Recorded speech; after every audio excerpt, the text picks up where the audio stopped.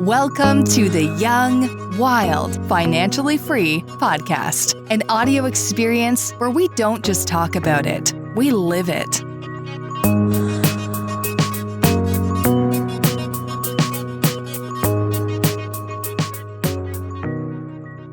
I guess let's start from the beginning. Where are you from originally? Originally from Corpus Christi, Texas. Oh, cool. Born and raised? Born and raised. Right. Stayed there, throughout high school, and then went off to school. Went to college at TCU. Okay. Stayed in that market for about 13 years after I graduated. Worked with a bunch of commercial real estate firms there. Okay. Back up a little bit, my family is a commercial real estate family in Corpus Christi. Gotcha. Okay, cool. So I'm a third generation broker and in the commercial field, and both of my dad and grandfather are big personalities in the real estate business and Sure. have always been great mentors to me. And my entire life growing up, I always knew that I would be in real estate because I loved what they did. Okay. I loved their lifestyle. Yeah. And I knew going out of, actually before I graduated high school, I knew what I wanted to do for my life. Yeah.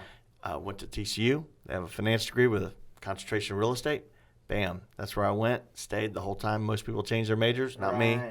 I was lined up there. And a year before I graduated, I started working for a brokerage company. Okay. And get my feet wet. And started my brokerage business before I even finished college. Wow. Yep. That's awesome. That's very rare. Like you said, most everybody changes their degrees within that 4 or 5 years that they're in college. Were you an only child? No. I'm Okay. the oldest of three. Okay. And all boys, girls, boys? I have a brother that's about 14 months younger, and then a sister about 9 years later. Okay. So Gotcha. a little bit of a mix. Great. Yeah. Did they decide to join the commercial real estate world too, or no? No, they all went their separate ways. Okay.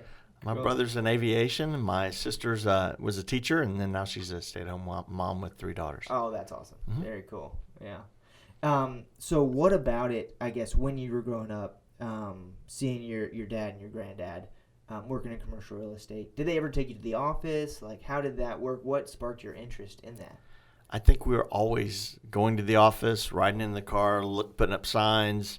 It was always something real estate related. Once you get into the business, it becomes your everyday. Sure. And everything we did was real estate related. So it was, we're not just going to go from A to B if we had to go somewhere. We had to go a circuitous route to go look at something on the way. All right, yeah. That was just how we lived. And, we always gave my dad a hard time because his driving skills were terrible. Yeah. He would pop a curb and just drive up on, and we'd be freaking out, Right. going, "Why are you doing this, Dad?" And he goes, "Kids, I have a real estate license. This is okay." That's so Yeah, true, man. yeah. And I remember, and I specifically remember more so on commercial real estate because I did it for 3 years at a company called Edge, and it's just a different world where you're trying to write down numbers because there's not a big MLS, and you're looking back, and you're on the highway, and so it's so true. You're just used to that with commercial brokers. Mm-hmm. So many flats, all kinds of things happen when you're doing crazy driving like that. But now my wife gives me a hard time about my driving, and I go, "I learned this from my dad." It's ingrained. Yeah. That is hilarious. Yeah. So when you, started real estate, you said before you graduated college. So I guess you started that in Fort Worth. Yes. So Okay. while I was in Fort Worth, finishing up my senior year or the beginning of my senior year, found a great company that really had great relationships with TCU grads and offered an internship. And the first 6 months of that time frame, I was an intern for Huff Browse, McDowell, and Montesi, which has since become something else, and as those guys have done different things. But that was probably one of the best experiences I've ever had in my business, professional office environment kind of setting. Sure. Great people, high energy, really hard drivers, and really pushed us. And I was just a kid and getting in the business and trying to figure out what I was supposed to do. And so they assigned me to one of the top brokers as my mentor. And helped me kind of just start. I was kind of his gopher when it starts out, but you really learn a lot as you're going through that process. So I highly recommend anybody looking at getting the business, especially when they're young, trying to figure out what their career path would be. Just try that for a little while. You don't get paid a lot, but it's certainly worth the lessons you learn and how you pick up snippets about the business before you totally dive in, because it was an eye-opener to me about all kinds of stuff, the possibilities of what this career could be, and had a great time doing it. It was a very collegial environment. We had a lot of fun together. We worked hard. We played hard. Sure, yeah. We stayed up late at the office till midnight. We would just, if a project had to get done, we did it. And so we had a fun time doing it. That's awesome. Very cool. What was it always commercial real estate? It was always commercial. Until later, my wife has a residential background, and she's had her license since the mid-'90s. And so she said, I'm thinking we ought to put a boutique group together. And so in the last number of years, we've had a residential real estate boutique firm that a small group of agents, only 3 or 4 at the max, that focused on more higher end luxury type homes and things like that. So, and with the commercial real estate side, is it always, or has it always been being a broker, or was it being an investor and a broker, or what's kind of the? I pretty much stayed on the brokerage side all the time. Got it. Obviously, I had some other deals I did on my personal level, but it's never mixing the two. So I stayed really on the brokerage. So that was like the bigger focus is like just be great at brokerage. Exactly. Yeah. I focused on serving all my clients, and that was exactly what I did. And most of them investors, just looking for commercial real estate that will bring back a return? It was a good mix. A number of investors, but also worked with a lot of different companies. So when I started in the Dallas-Fort Worth market, big market, a lot of corporate clients, so started working with groups like Lockheed Martin and various hotel groups, and worked for Texas Commerce Bank when it used to exist, doing their site selection, various things like that. So I started out in retail, and then migrated a little bit more towards office. And started working with a lot of office clients. And doing tenant representation and also some project representation to project leasing.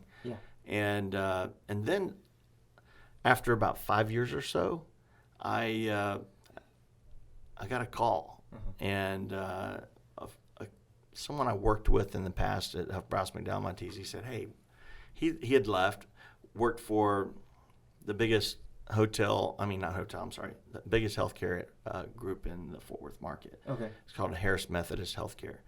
And they'd just done a merger with Presbyterian of Dallas, and Baylor was going to be one of those deals. And it became Texas Health Resources. So they needed someone to handle the Dallas real estate. So they recruited me to come over, take over all the Dallas real estate, which include all the hospital properties, St. Paul Medical Center where JFK went, Presby, and some of those other properties. Baylor was kind of a considered partner at that time, so I was helping with a bunch of those properties. Not only the big hotels, but also the big, the acute care centers, the mobile office buildings, the medical office buildings kind of off-site from the major campuses. And so I was responsible for all the relationships with the doctors in those office spaces and making sure they stayed leased up. And at the same time working with the hospital and their leadership and trying to make sure all that was tied together. Is it kind of like a asset manager type role? Is that what you call that? We weren't buying and selling a lot of properties. We were developing new new medical office buildings and acute care centers. So, but it was really mostly handling the relationship with the hospital and the doctors and the tenants, handling all the construction projects that involved in all those things. Got it. It was a big job, and I would say probably that first year, I probably did close to 100 leases. In a real quick order. And then the funny thing about it is that timing of when all that was going on was the industry had a huge shift. The IRS had changed how you can do, how not-for-profits could operate. So if you could think about back in the day, a hospital administrator would give a doctor a really good office deal if you used my hospital. And so they would bring great doctors in, they would use their hospital facilities, and it was a great partnership.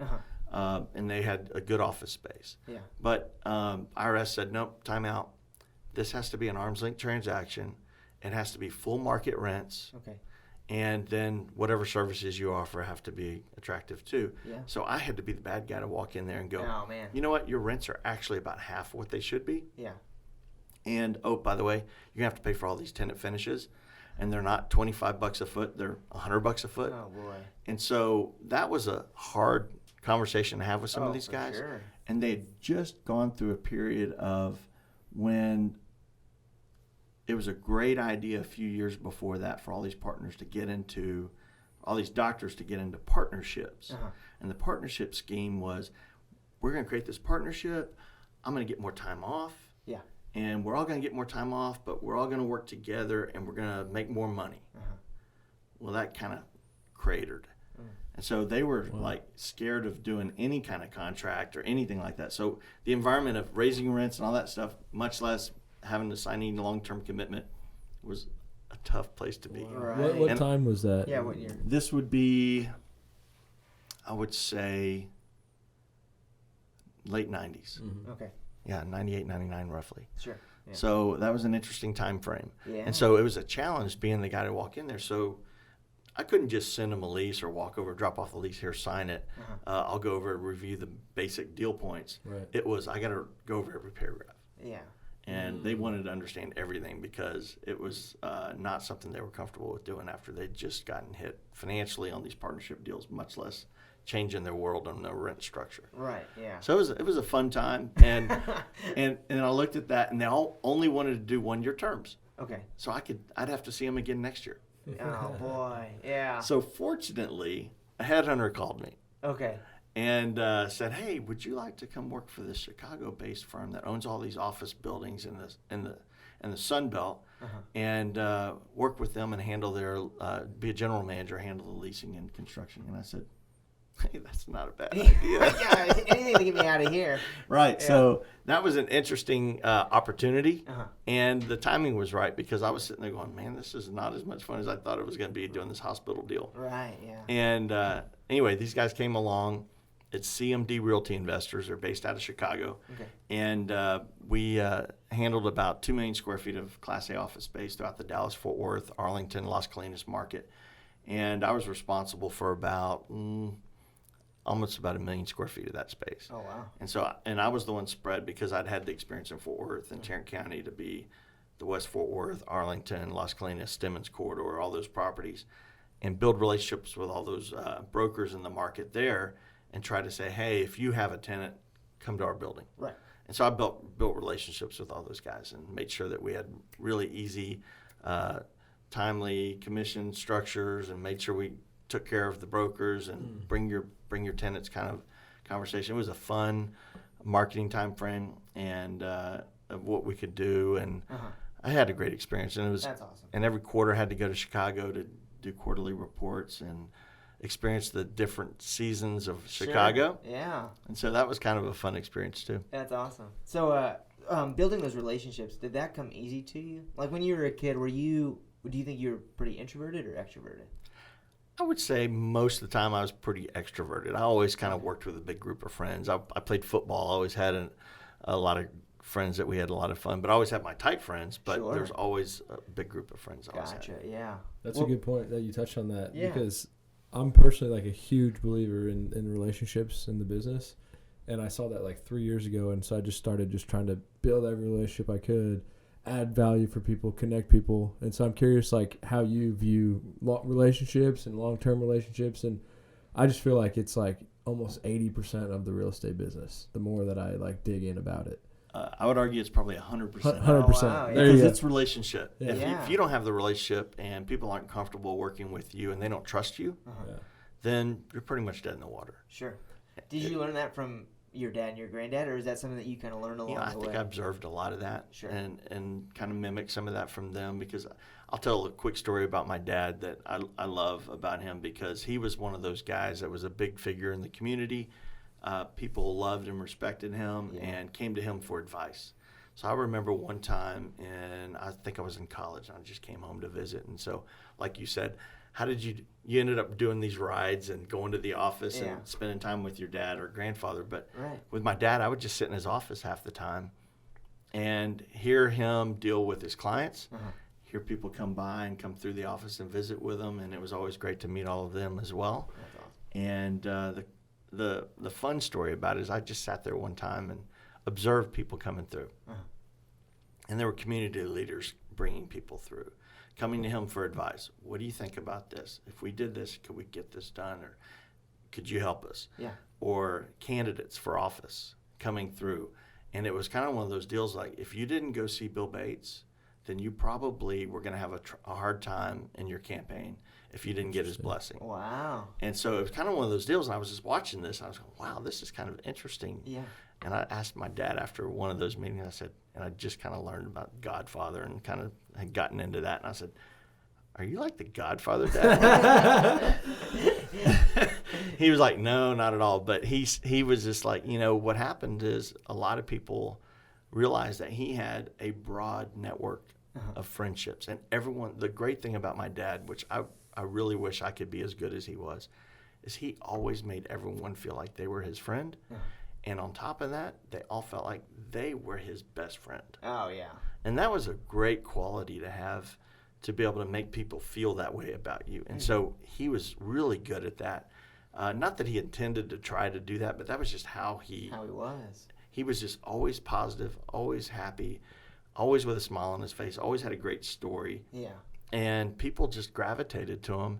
And I think that helped him be as successful as he was, because he had that kind of a personality people enjoyed being around. Sure.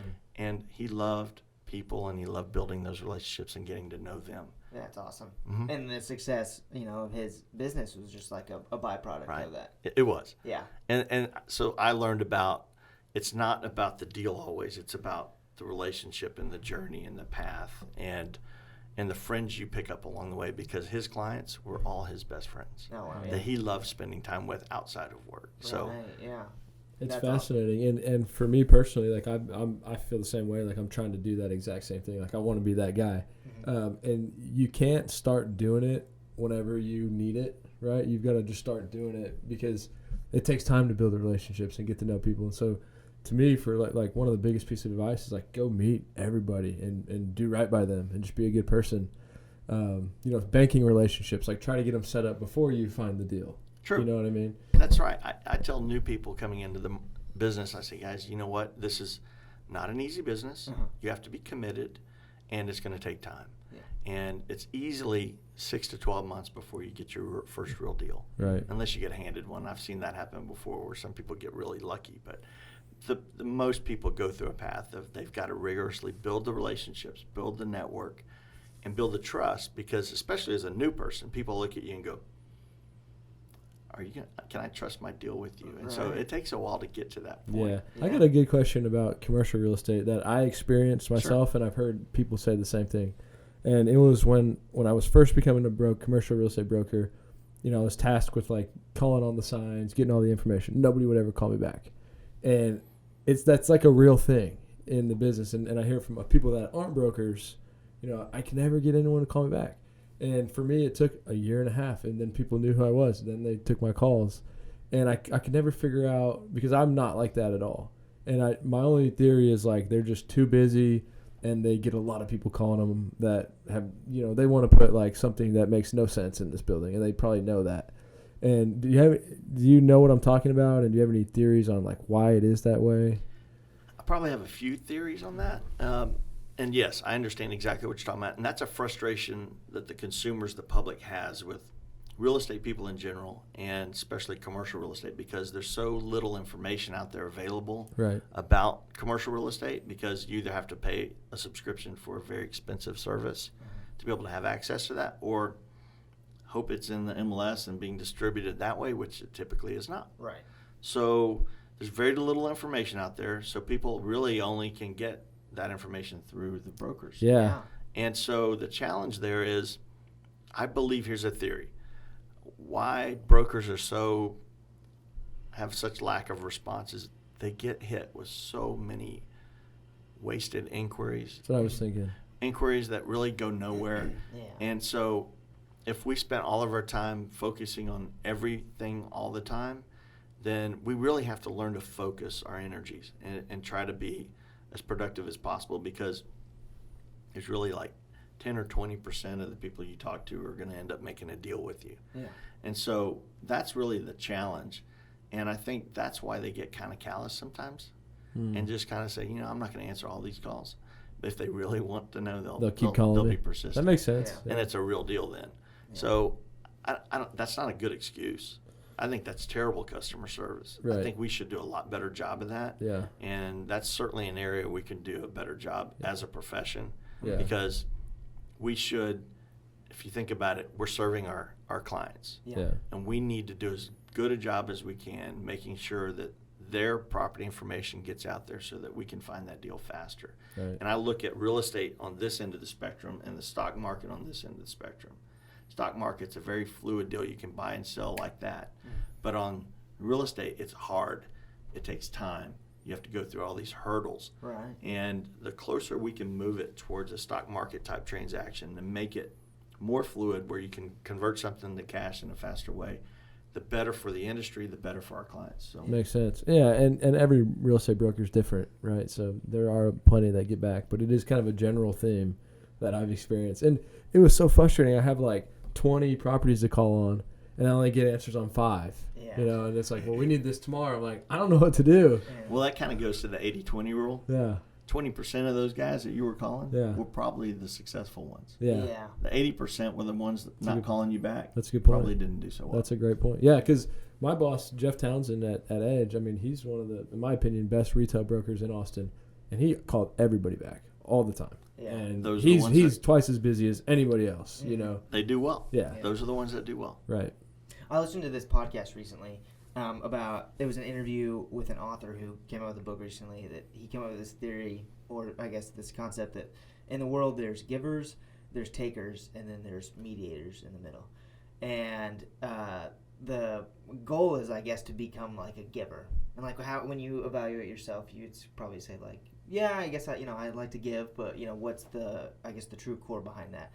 And in reference, or I guess, to what we're talking about now is like with these new relationships with commercial real estate, I think probably in the beginning people don't know that you're a giver, even if you are. They're probably that's a good point. on guard a little bit about like, what's this guy going to take from me? Yeah. And so I guess the persistence after the year and a half that you were putting in the work, people actually saw, okay, he's a giver. Yeah.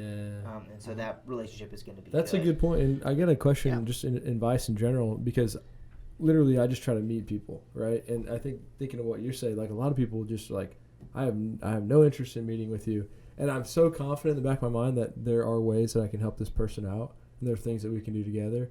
But they're shutting me off at the beginning, right? And so I don't know if it's just that's just how some people are. It's a small percentage, and you move on, or is there a better approach? Right. Because I reach out to people cold, Right. and they're like, "Who are you?" I'm like, "Let me just buy you lunch. Let me just buy you coffee. See if I can help you out."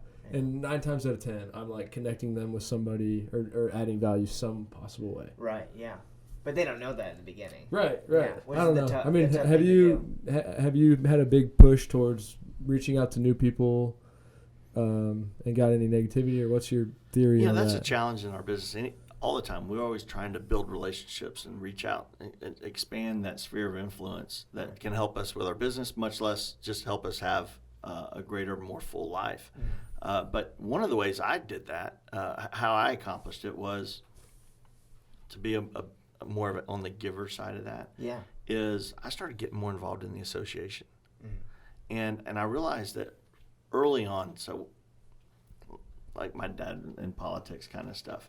When I was 7 years old, I was holding campaign signs at polling places. I was walking blocks for friends of ours that were running for council, and I got in trouble one time because I was stuffing mailboxes. Yeah, right. Yeah. So they called the campaign and said, "You can't do that." Yeah. And so I learned early on that you can't do that. Right. But so I learned early on that also that the power of what we do as an association that we're all members of as realtors is we have a really strong capacity for being involved in the legislative or political process to help our customers and our consumers better have an environment for the ownership of real estate, so that they can have a good tax environment, they can have a good property owner rights environment where we don't have a burdensome zoning code, we don't have a burdensome fees and permits kind of structure.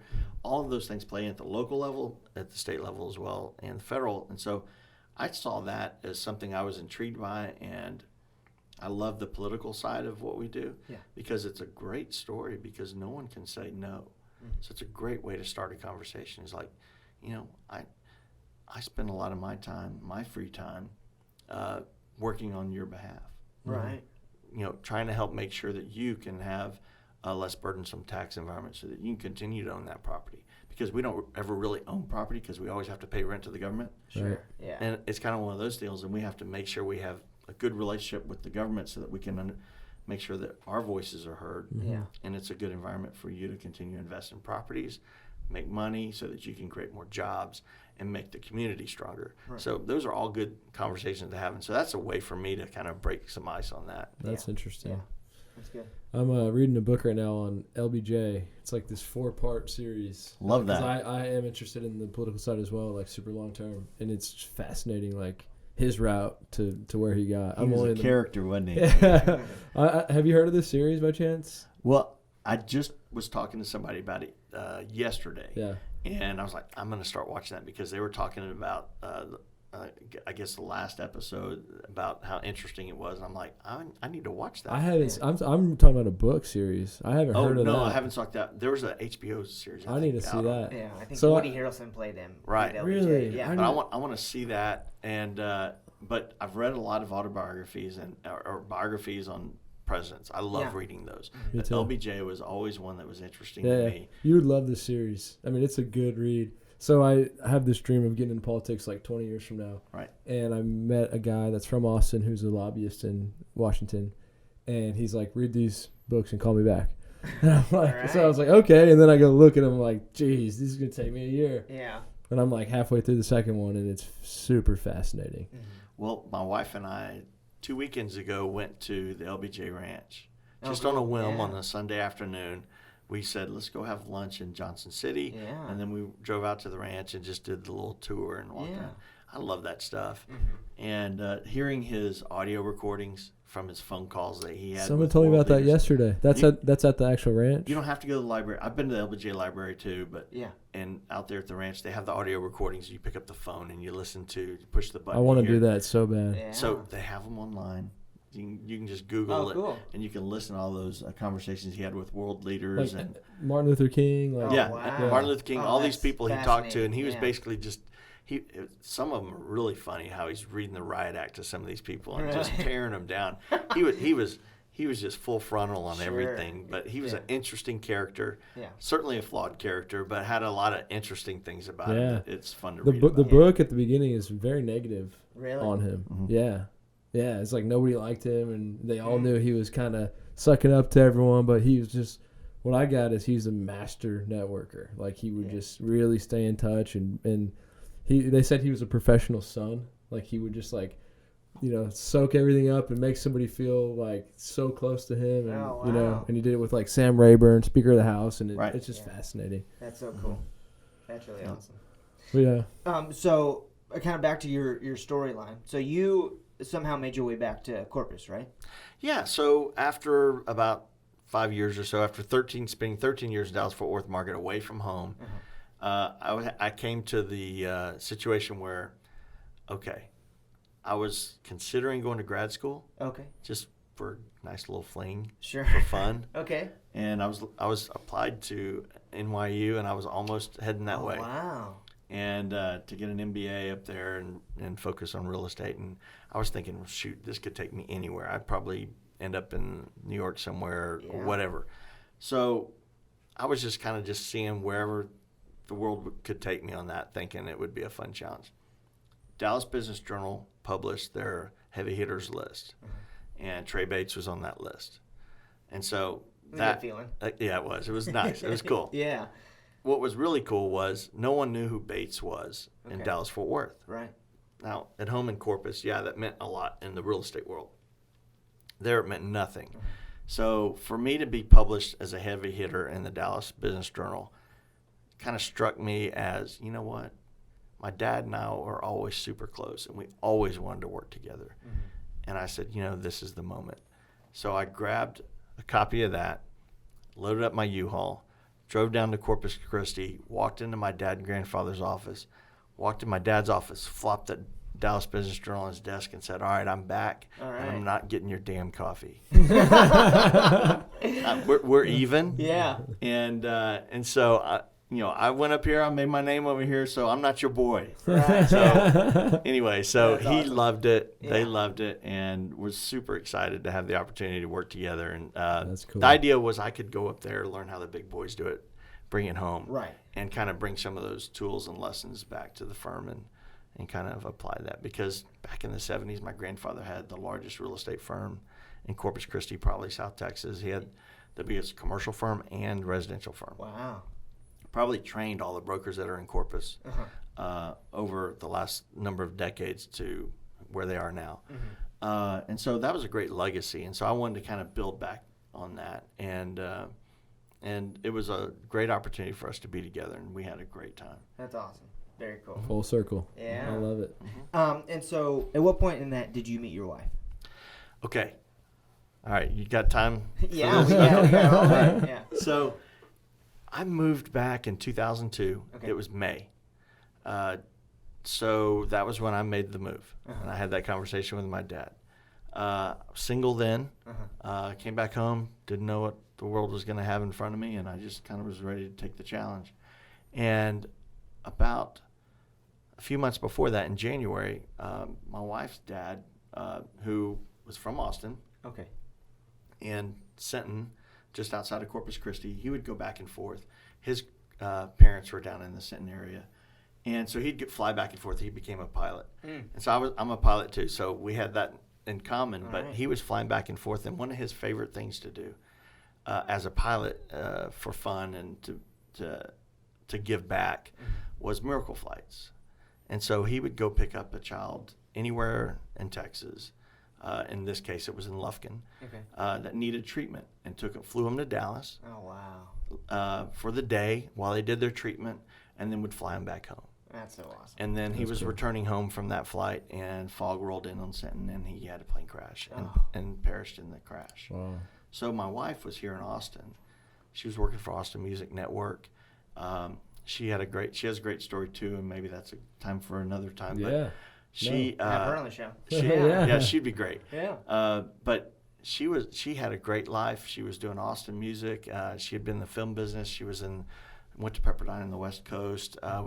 Did movies and music there. Did Duran, Michael Jackson stuff. Oh wow. She worked for a London-based firm. Had a great experience. Wanted to be back in Texas. She was a Texan. That kind of the roots kind of pulled back at her, brought her back home. Sure. In Austin. That happened with her dad. She dropped everything. She said, "Guys, I'm out. Yeah. I don't know. I might be home in 6 months. I'm just going to be with my family." Yeah. So she went down to Senton, and around that January time frame, I just moved in the area in May, and I was just having a good time, wanting to hang out with family. Yeah. And a friend of ours said, "Hey, there's this girl that's here, and you might want to meet her." Thank you, but I'm good. Yeah. Seriously, I'm Right. not interested. Yeah. And 2 months of badgering. Seriously, it was wow. irritating how bad it was. Yeah. I finally said, "All right, enough's enough. I'm going to call the girl. Don't ever do this again." Yeah. And I'm good. Yeah. So I called Jessica, and we had a great conversation. And I looked at my watch, and it was like over the hour mark. Oh wow. And I'm going, okay, dating 101. Don't act like you're interested, Oh, because right, they always yeah. kind of give you the Gotta hand. play hard to get. Yeah, you got to play a little hard to get. And I was just like, an hour on the phone. I go, Yeah. what are we going to have to talk about at dinner, right? Right, yeah. So I was like, I got to cut this off. So I cut it off. Yeah. She said I was a little abrupt. Okay. And I said, all right, we're going to grab dinner Thursday night. We're going to meet neutral territory. We're going to have our own vehicles. We can escape if we have to, kind of Sure, set up. yeah. So that was kind of the deal. So we went to this great place and right on the water. And I showed up early, and I go, all right. So we talked earlier about cold calling people. Right. And you always have to go through the gatekeeper, right? And you call the receptionist or you call the assistant or whatever, and it's hard to get through them, but you always try to kind of play it up and build a relationship. Sure. And there's always this beautiful voice that I hear on the other end of the line, and I kind of was always used to being disappointed.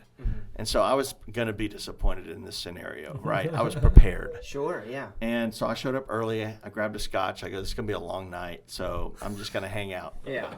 And so she walks in the door, and I was like, oh, crap. Oh, man. And she was a beautiful lady. Yeah. We had a great conversation. I was going, oh, my goodness, this is too good to be true. Yeah. And I got to calm down. And so we had a great dinner. It just was so much fun to be with her and talk to her about stuff. And that night, as we kind of separated, she gave me a peck on the cheek, and I was in heaven. Oh, man, that's And awesome. and so it was a couple months of, meeting her up and doing a few things. And then after that, it was so easy, so natural. We never had to have that conversation. Are we dating? Because it was. That's awesome. And we were both in our early mid-30s. We had experienced life doing all kinds of things single, and so it was just perfect timing for both of us.